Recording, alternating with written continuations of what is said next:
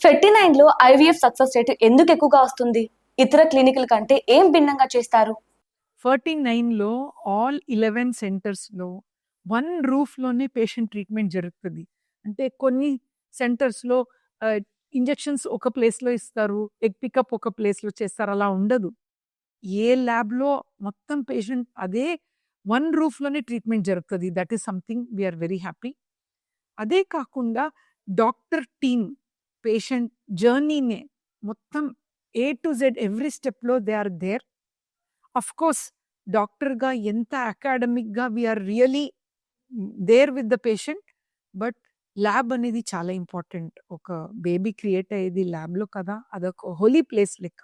49లో it is ISO 6 standard lab అనమాట. ఇది అర్థం ఏంటి అంటే అది ల్యాబ్‌కి ఒక పారామీటర్స్ ఉంటది. ఎంత క్లీన్ ఉంది, బేబీ ఎంత హెల్తీగా పెరగొచ్చు అనేది స్టాండర్డైజ్డ్ ల్యాబ్ అన్నట్టు.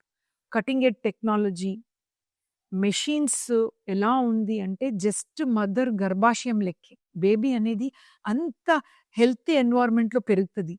అండ్ దాంతో పాటు ఆర్ఐ విట్నెస్ సిస్టమ్ అని ఉంటది. వాళ్ళ ఎగ్, వాళ్ళ స్పెర్మ్‌ని 100% వాళ్ళదే ఉంటది. మిస్ మ్యాచ్ అనేది ఛాన్సే లేదు. అండ్ అలార్మ్ సిస్టమ్ ఉంటది. జిల్ట్రిక్. సో, మొత్తం మన కంట్రీలో చూస్తే వెరీ ఫ్యూ సెంటర్స్‌కి ఇలాంటి సిస్టమ్ ఉంటది.